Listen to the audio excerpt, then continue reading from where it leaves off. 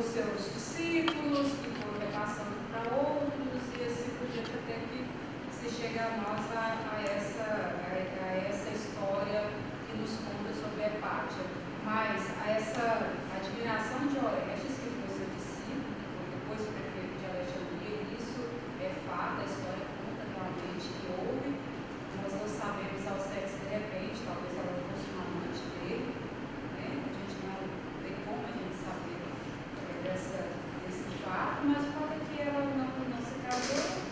E outras questões que são postas, essa intolerância religiosa, essa falta de relativismo cultural, que está dentro da religião também, que é colocado com bastante força no filme, bem fiel, períodos violentos. Hoje a gente fala de violência, a gente observa que nessa história ele estava até comentando comigo, tem um estudo que diz que proporcionalmente hoje somos menos violentos do que nesses períodos bárbaros, né, que tudo era muito violento, uma presença do sangue muito grande.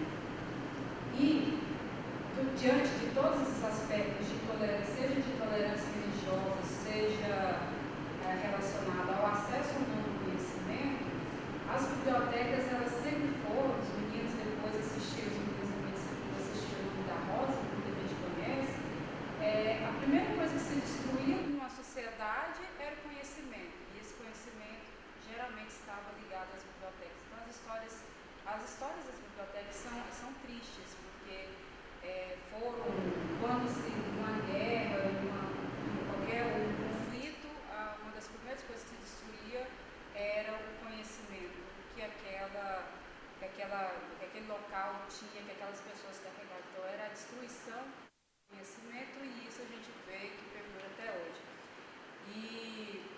E assim, poucas coisas, pouco dessa época, dessa atividade foi preservado por essas destruições e até por conta até mesmo do próprio material. Você tinha ali nessa época pergaminhos e papiros. Papiro, que era feito de planta, era vegetal, e o pergaminho, que era peles de animais. Então se deteriorava com grande facilidade, tinha os ratos, então tinha insetos e tinha as próprias destruições. Por isso que a gente tem pouquíssimos registros, até para dar uma garantia, testar melhor essas épocas que os arqueólogos hoje têm muita dificuldade de conseguir para remontar esses períodos históricos.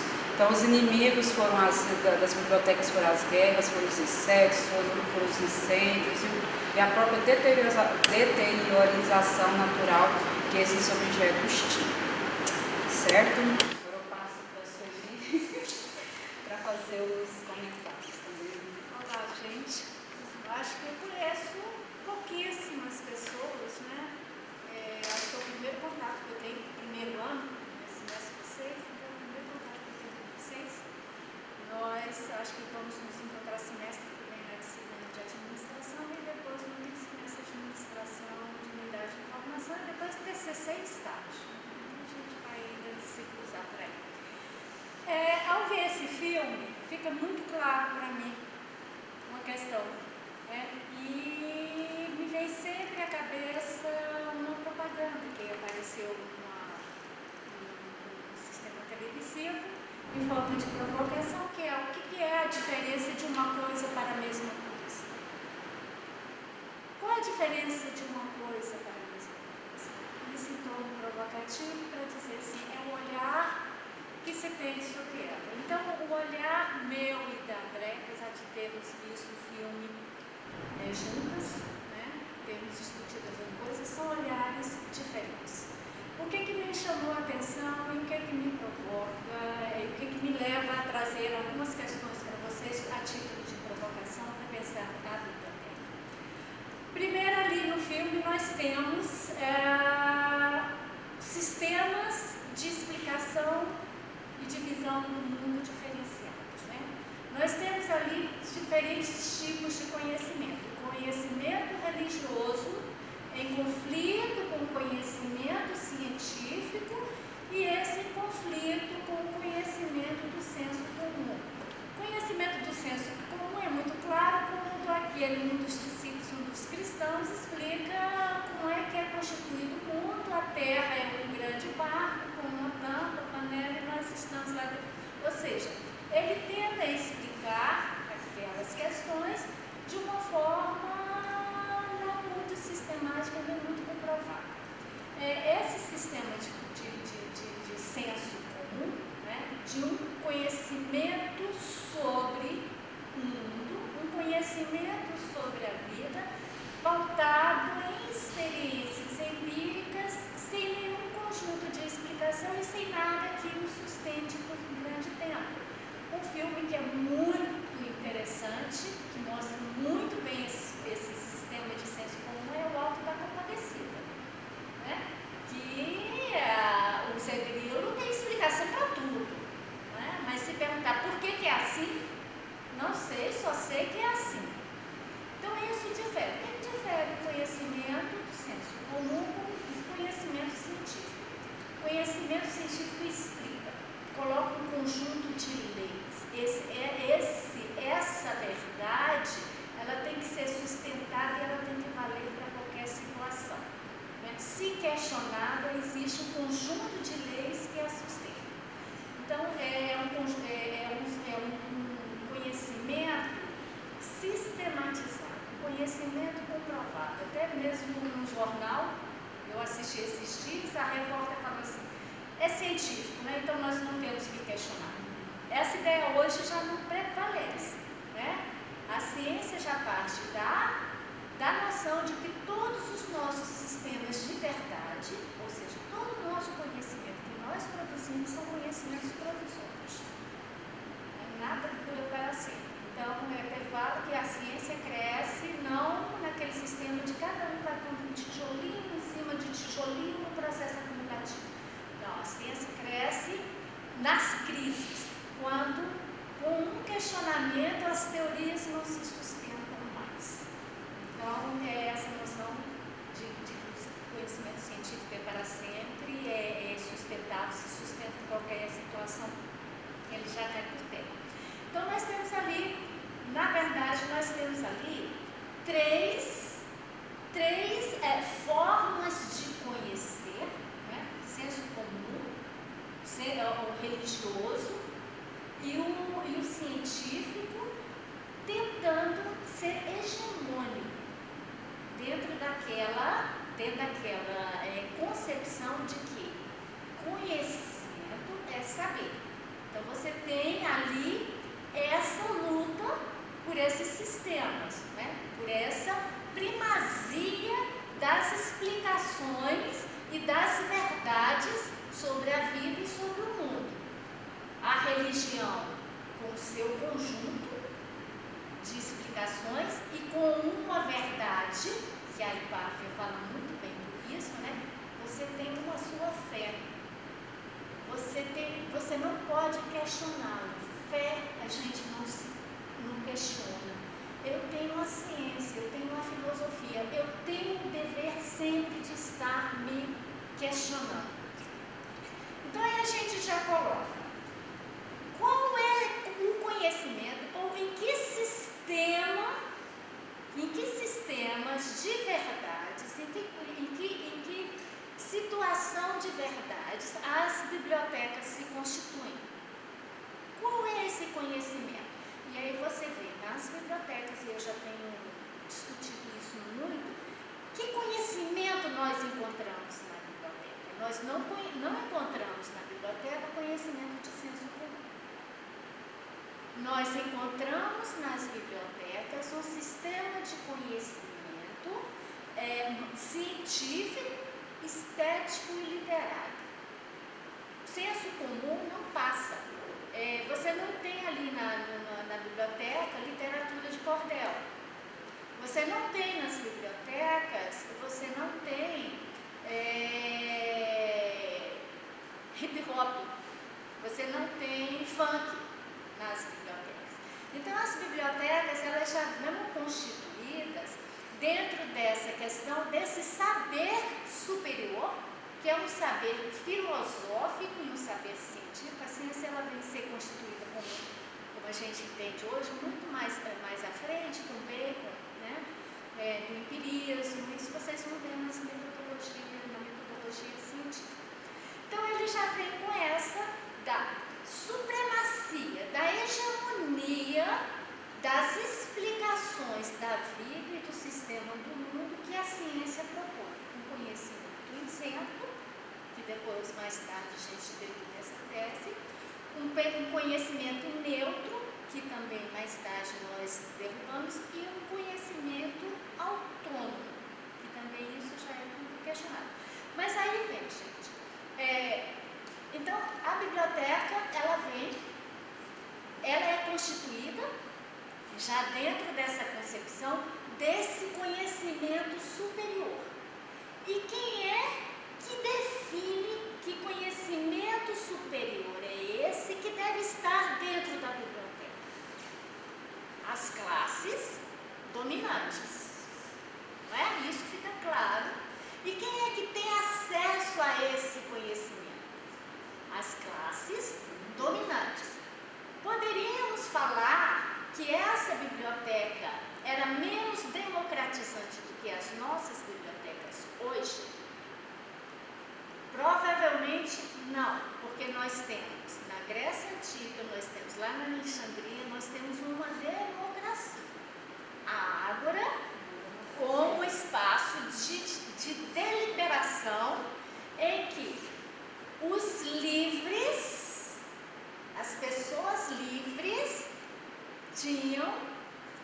podiam se manifestar. Então, quem eram essas pessoas livres?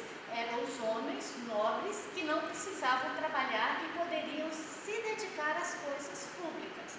Então, ali os trabalhadores que tinham que se ocupar com a sua subsistência, os escravos e as mulheres não tinham voz, mas era um sistema, já era um princípio de democracia. Então, pelo sistema social e econômico da época, essa biblioteca, ela recebia, ela estava aberta para os homens livres. Né? Hoje, as nossas bibliotecas, elas estão abertas para quem? Para os homens letrados. Isso é menos aviltante do que na época passada? Quem não é letrado tem espaço na biblioteca? Nós temos eu estou com um TCC, uma monografia, e depois quero conduzir isso para um estágio que é o seguinte, a questão é a seguinte: como montar uma biblioteca para analfabetos? É possível? Se você for analfabeto, você está excluído dos sistemas de bibliotecas. Você não tem espaço dentro da biblioteca para analfabetos. A nossa cultura de biblioteca é uma cultura letrada. E ao ser uma cultura letrada, ela não deixa de ser excludente. E aí a gente se depara e põe em xeque um dos princípios muito fortes da biblioteconomia, né? Que trabalho isso na administração de unidades. Qual é a missão da biblioteca? Professor, informação para transformação. Biblioteca para democratização do conhecimento. Democratizar é incluir os excluídos.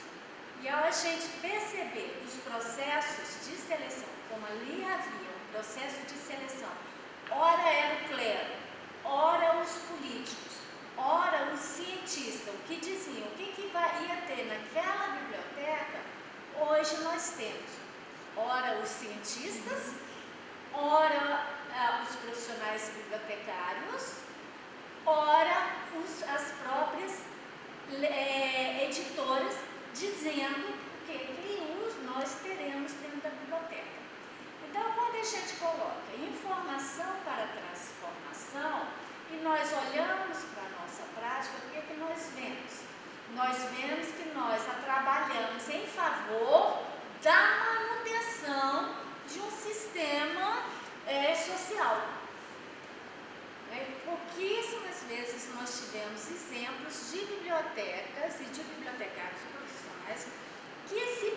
posicionaram contra um sistema político, social e econômico vigente. Uma delas é a Biblioteca de Berlim. Eu tive a oportunidade de ir em Berlim, de ir nessa biblioteca, e vi todo o trabalho que esses bibliotecários faziam contra o regime ditatorial, né, socialista, né, de receber os rebeldes, os contraditores, né, os que estavam contra o sistema, e de usar recursos até da biblioteca para imprimir panfletos, né? Então aquela biblioteca tinha efetivamente uma atuação política, coisa que a gente quase não vê.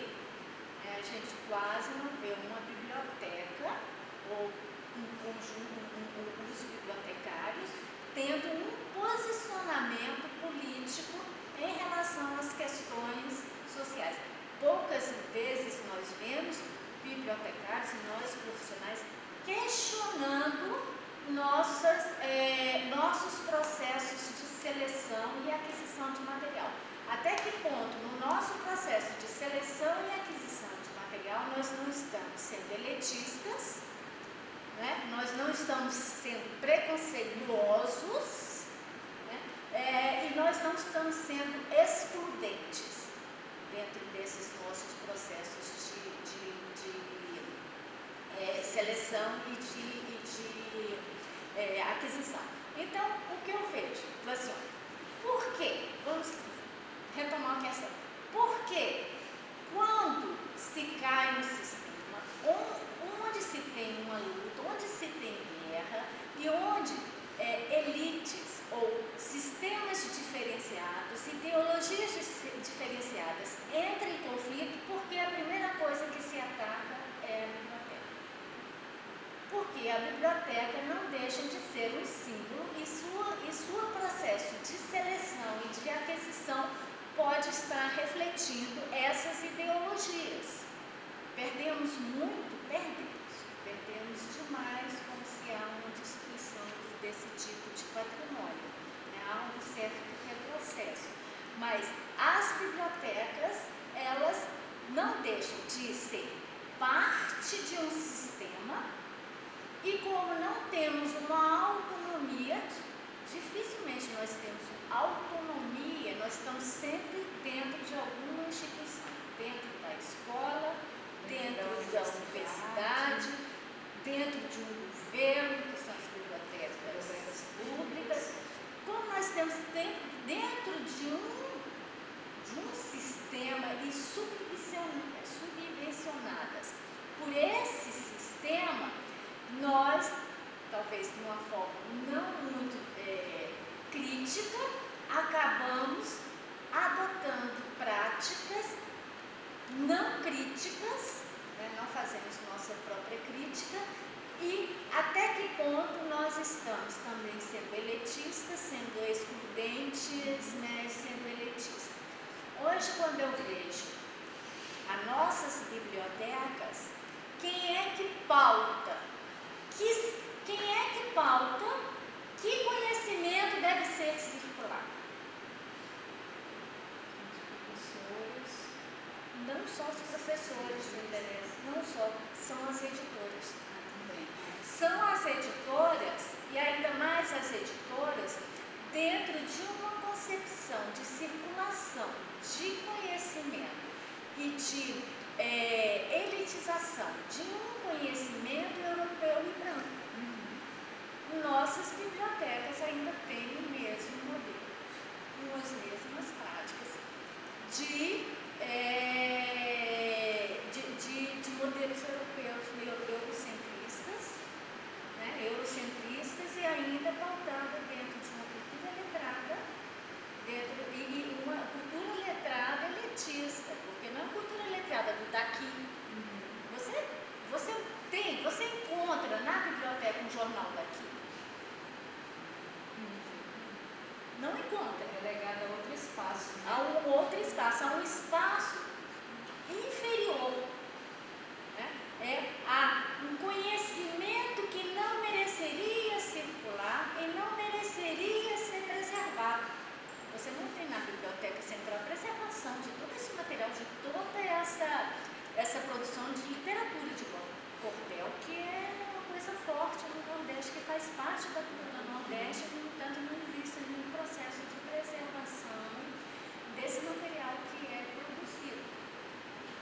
a gente vê que recentemente, quando caiu o regime do Saddam Hussein, a biblioteca de Bagdá foi destruída. O que continha na biblioteca? Tem duas vertentes. A gente vai assim, conhecer, quando se conhece, nos tornamos um perigo para o sistema vigente. Né? Isso é uma possibilidade. A outra possibilidade é que só nos deixam conhecer aquilo que eles nos permitem que nós conheçamos. A própria história do livro didático mostra isso, né? Que a gente só conhece aquilo que nos é permitido. O livro didático ele já tem indicação, já a história dele é de controle mesmo do conhecimento. Então, gente, quando a gente coloca assim, que biblioteca é essa? E quando nós trazemos o princípio filosófico, o princípio, a nossa missão enquanto profissionais, ela está pautada em informação para a transformação, informação para a cidadania, informação para a inclusão, democratização da informação. E quando a gente olha no panorama maior, nós precisamos questionar a nossa prática. Eu estou promovendo, eu estou incluindo, quando eu seleciono um livro início fundamental, eu estou sendo elitista nesse meu olhar de falar que só quem merece ser lido pelos meus usuários são determinados autores que são pautados, que são subvencionados, que são acolhidos por um mercado editorial. Até que ponto eu não estou reproduzindo todo o processo de exclusão e de elitismo, e de racismo e de não tolerância à diversidade cultural nessas minhas práticas cotidianas dentro da biblioteca? Então, essas reflexões foram algumas reflexões que me vieram quando eu vi esse filme, e é aí que eu trouxe aqui para compartilhar com vocês. Outros olhares existem? Sim. Nós podemos ver aí, por exemplo, da metodologia da pesquisa, como é que a pesquisa avança e como é que a pesquisa se questiona e os princípios do empirismo, etc. Mas acredito que, por esse propósito, eu preferi trazer esse outro olhar e trazer essas provocações aqui para a gente. Olá, meu nome é Janaína, eu estou no período de jornalismo. Jornalismo? E aí, enquanto vocês falavam, eu abordei 3 ideias aqui. A primeira é que vocês falaram que todo conhecimento é provisório. Então, o conhecimento, ele é conhecimento porque ele está baseado numa verdade. Mas se ele é provisório, então essa verdade também é provisória. Então as verdades são mutáveis. Mas o que é a verdade, então?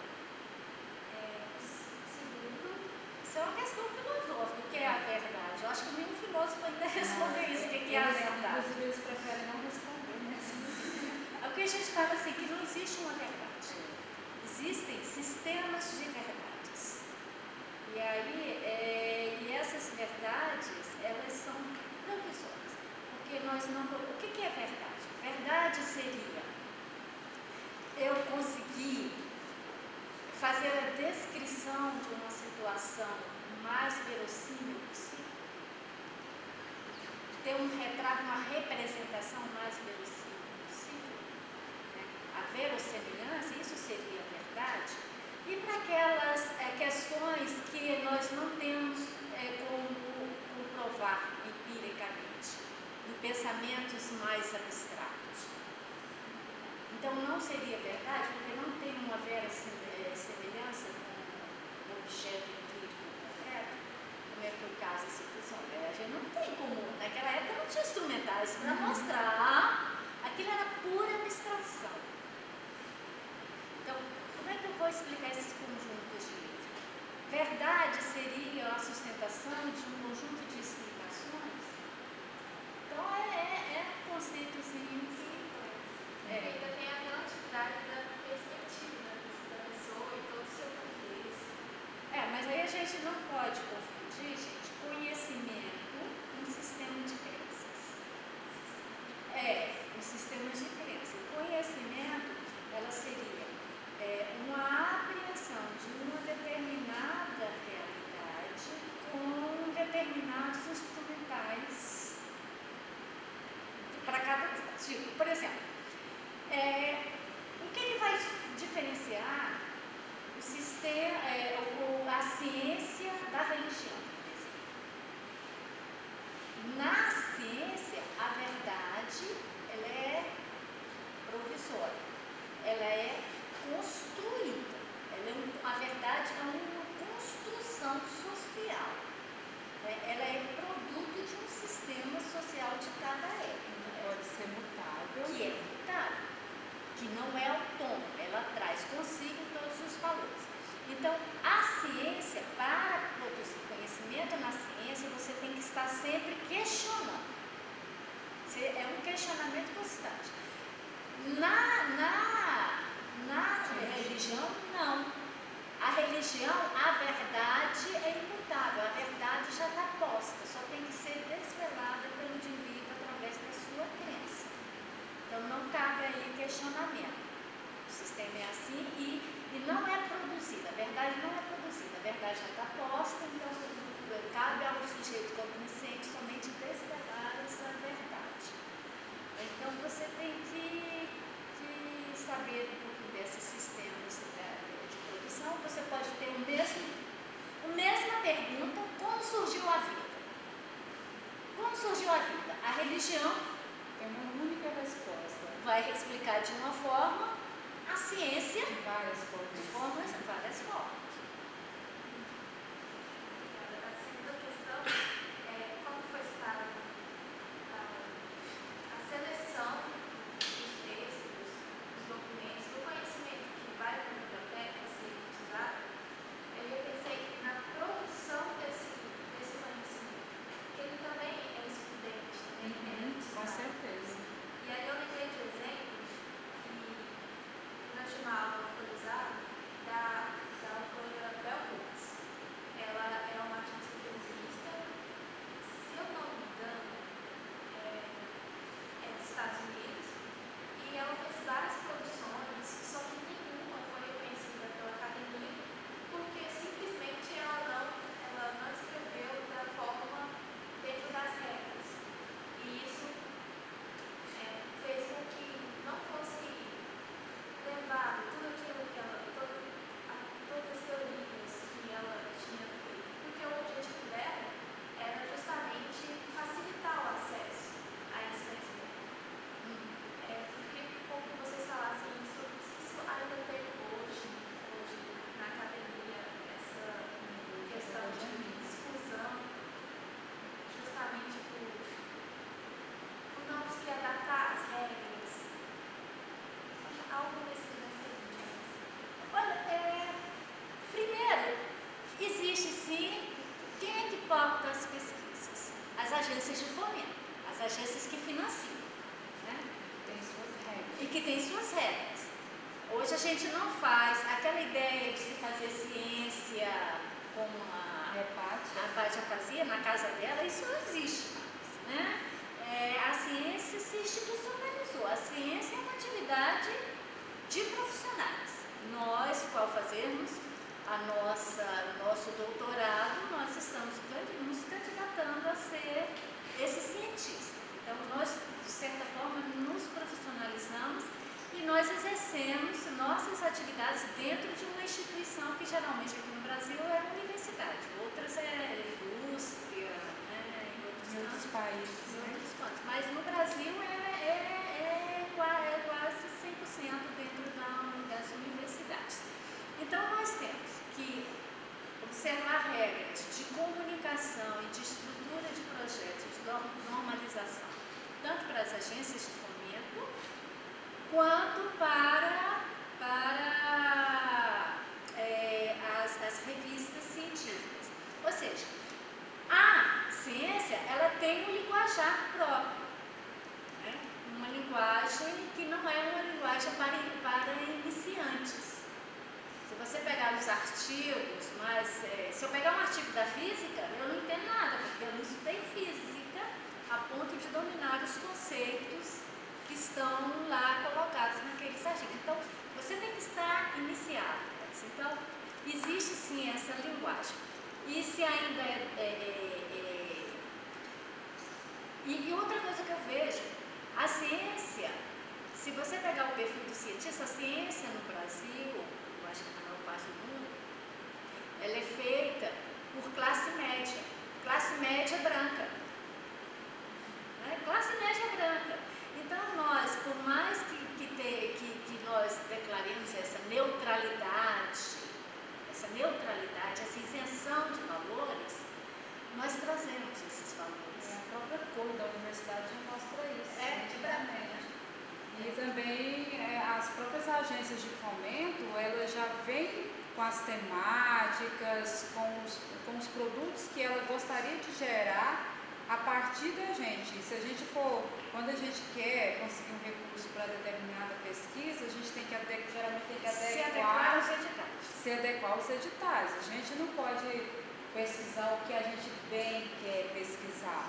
Já os editais já se abrem e dentro desses editais já tem as áreas de financiamento, as áreas que o edital vai cobrir de financiamento. E aí isso torna talvez um pouquinho mais complicado, principalmente quando você pega instituições, bancos, fundações, que também são empresas privadas, não são empresas públicas, que financiam projetos e que também vêm com as demandas já previamente estabelecidas para que a gente, enquanto cientista, desenvolva as pesquisas em cima daquilo que eles querem. E às vezes nós sempre somos submetidos a isso, porque sem financiamento a gente não consegue fazer pesquisa. A pesquisa depende de financiamento. Sozinhos a gente não faz pesquisa. Mas tem algumas temáticas que a gente, principalmente eu me pergunto, por que não se trata dessas questões dentro da universidade? Por exemplo, pornografia. Os tabus, né? São os tabus. Por que eu não tenho mais trabalho sobre pornografia? Sobre a indústria de entretenimento de pornografia. São pouquíssimos os trabalhos. Se eu vejo assim que a gente teve aqui, preconceito. A gente teve um trabalho aqui no mestrado sobre pornografia e era assim, era um constrangimento, né? Dava um certo, eu sentia assim, que na banca e na plateia havia um certo constrangimento. A própria busca pela temática de sexualidade, você já vê que é difícil pesquisar. Eu senti isso na minha pesquisa do mestrado também, que estudei homossexualidade. Por exemplo, que dentro dos computadores da universidade, que a gente estudando homossexualidade, a pessoa fala assim, eu achava que você aí já achava que tinha um caso, achava que tinha um carro. Que ela foi minha orientadora, né? Então achava que não tinha um caso. Mas assim, sabe, o próprio levantamento, por exemplo, hoje lá na biblioteca tem um sistema lá de consulta dos computadores que fica uma pessoa lá atrás vendo que você está pesquisando. E às vezes quando você vai pesquisar temas relacionados à sexualidade, à pornografia, aparecem coisas que aos olhos de outros pode taxar como impróprio serviço, uma instituição pública. E aí parece que não há aquela percepção de que a gente ali está construindo uma temática, uma ciência, e há um próprio medo até dos próprios pesquisadores de repente estudar mais. E aí por isso que eu acho que é um problema, porque são temas que continuam tabu por conta dessas E aí tem assim o segundo filtro. O primeiro filtro seria... Acho que o primeiro filtro é o nosso sistema de crenças e de valores que nós trazemos da nossa própria formação, que é difícil a gente se desfazer deles. Por mais que a gente tente, a gente está inserido no sistema capitalista, a gente está inserido nesse momento regulatório, e então é difícil a gente se desprender desse sistema, por mais que a gente tem sempre os filtros. O segundo marco aí de regulação, pesquisar seria as agências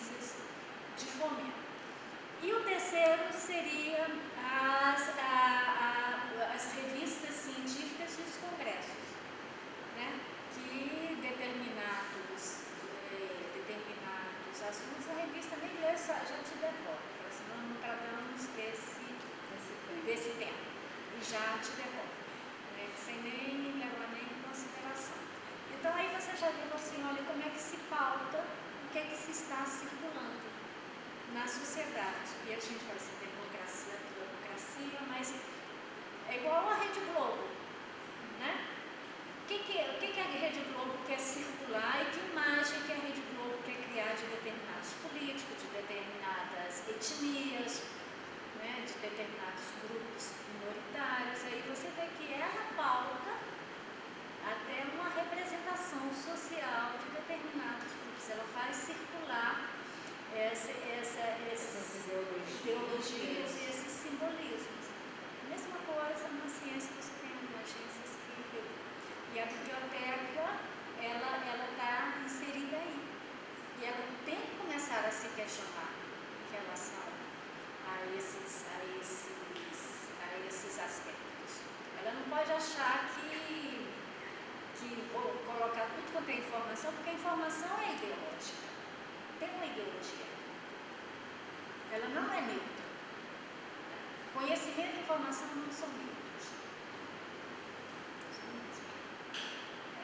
A última questão, eu expliquei rápido, não estou conseguindo entender, mas eu vou tentar.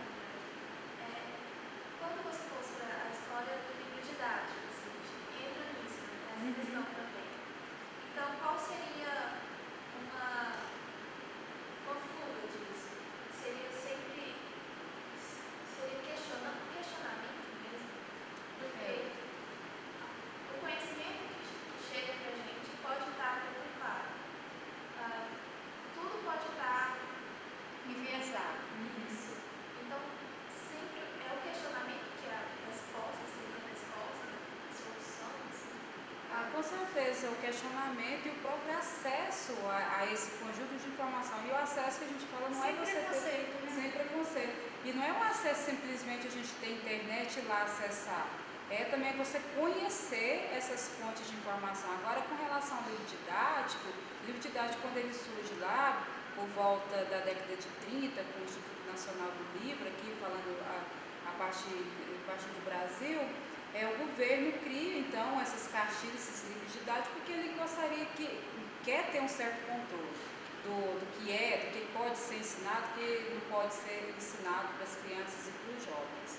Então, e o próprio sistema obriga que o professor, às vezes o professor da escola, ele se prenda ao livro didático e não estimule os estudantes a buscar outras fontes de informação além dele. O próprio salário, tem um conjunto de salário baixo, tem que trabalhar muito, ele acaba se prendendo. E aí a gente passa por uma outra questão que hoje a gente discute muito na biblioteconomia, e já tem uma lei, a 11.244, que é da popularização não, que é para a gente ter bibliotecas em todas as escolas, independentes se são escolas públicas ou escolas privadas, e isso lá atrás, quem buscou por isso, para que essa legislação fosse colocada, foi justamente essa necessidade de que você não pode ficar preso a isso, né? A uma única visão. E a gente o livro didático acaba sendo quase que uma bíblia a ser seguida, né? Você tem todo dia e decorada, e você passa a não questionar. E aí eu acho que vocês, enquanto estudantes universitários, percebem que quando vocês chegam dentro da universidade, isso muda um pouco. Muda um pouco, porque aí aqui a gente não tem um livro didático. Começam a querer de você um tal de pensamento crítico. E aí, reflexivo. E agora? Como que eu vou conseguir esse Ninguém nunca me ensinou. O pensamento crítico reflexivo, agora querem que eu tenha esse bendito diálogo entre os autores, porque quando você tem um livro didático, você tem um autor. E aí, quando você chega na universidade, você tem vários autores falando, teoricamente, de uma mesma coisa, só que com visões diferenciadas. E aí, o que a gente busca como estudantes é fazer essa conversa, a síntese, faz a conversa com os autores e tire desses autores algo seu, que é a sua interpretação, que é mesmo a conclusão que você tira de todo aquele conhecimento, de todos aqueles autores, que é o que você vai extrair, que vai ser o conhecimento.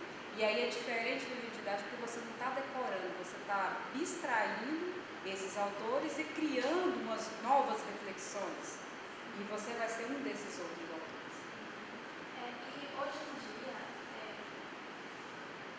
a senhora falou do lema da economia, que é o conhecimento, uma forma de democratizar algo nessa linha de pensamento. Então, eu percebo, refletindo sobre a minha experiência, sobre o que eu entendi agora, colocado aqui, que a prática ela é muito contraditória, porque ao mesmo tempo, e no ensino médio, ao mesmo tempo que você tem acesso a certo conhecimento, você fica, é uma forma de, não estou conseguindo achar a palavra certa, mas é que você fica tão focado naquele tipo de conhecimento que é tido como verdadeiro, verdade absoluta, que na verdade não é aquilo, o que seria uma porta para uma janela muito maior, um horizonte maior, é uma prisão, se torna uma prisão. Você não viu aí a Bhakti quando ela falava assim? Não tem lógica. O que Ptolomeu, que todos esses que vieram antes de mim, que deram um conjunto de explicação, esse conjunto não tem lógica, tá faltando alguma coisa, não tem lógica. Até que ela falou, ela conhecia todos, o pensamento de todos, mas ela falou assim, esqueça, se livre disso tudo, se livre, faça como se não tivesse nada, porque eu só posso criar um novo conhecimento se eu me livrar de todo esse sistema de conhecimento que me aprisiona. O meu livre pensar, eu tenho que me livrar disso, de pensar em ciclo, de ter essas ideias preconcebidas para deixar fluir uma nova visão, uma nova possibilidade. E aí entra a experimentação, que é o que falta na biblioteca escolar. Não se leva a pesquisa escolar como uma experimentação, isso que falta. Os estudantes chegarem, inclusive, mais preparados para a universidade. Então, muitas vezes você tem, aí quando a ciência entra em crise, você tem que abandonar todos os seus sistemas de explicação para pensar em algo totalmente novo e criar algo totalmente novo. Aí o que a gente chama de quebra de paradigma. Se a gente vê assim na medicina, por exemplo, a medicina, no tratamento do câncer, tem aí umas mudanças bastante significativas, né? Que agora ela chega a estar trabalhando com o corpo como se fosse corpo informacional, como se fosse um conjunto de informação, que é a genética, e aí fala assim, ó, sua genética tem a possibilidade disso acontecer. Então vamos fazer uma intervenção lá no útero, ainda bebezinho, vamos fazer uma intervençãozinha aqui, porque geneticamente pode ser que o bebê desenvolva tal, né? Por isso hoje essa comercialização que se faz, a gente vai fazer pré-natal, aí já tem as clínicas hoje que já estão preparadas para coletar as células tronco do umbigo do bebê assim que nasce. E aí ficam guardadas aí 20 anos, que se tiver algum problema genético, você tem as células tronco lá que podem resolver. Então, muitas vezes a gente tem que se despedir de todo o conhecimento para deixar uma nova possibilidade emergir. E se despojar dos conhecimentos não é coisa fácil. Por exemplo, às vezes a gente faz uma pesquisa, eu, por exemplo, a minha pesquisa de mestrado que defendi em 2009, ou seja, 6 anos atrás, outro dia eu estava revendo a pesquisa, muitas coisas que ali estão, provavelmente se eu fizer a mesma pesquisa, eu vou ter outros resultados. Porque você mudou, porque a sua visão eu mudei, o mundo mudou, as pessoas, o acesso à informação mudou. Então, várias coisas, é um conjunto de coisas que vão fazer com que aqueles resultados sejam diferentes. Você enxerga de outra forma. Também. Bom, gente, então é isso. A gente precisa encerrar nosso tempo. A gente agradece vocês pela presença. Espero que tenham gostado do filme. Das nossas reflexões. Obrigada pela sua reflexão. Eu acho que, mesmo não tendo falado dos outros, também deve ter. Se a gente via pelos olhares que estavam querendo dizer alguma coisa, os olhares estavam pensando em alguma coisa, e que isso é muito bom. Obrigada. Boa noite, gente. Boa noite. Até amanhã.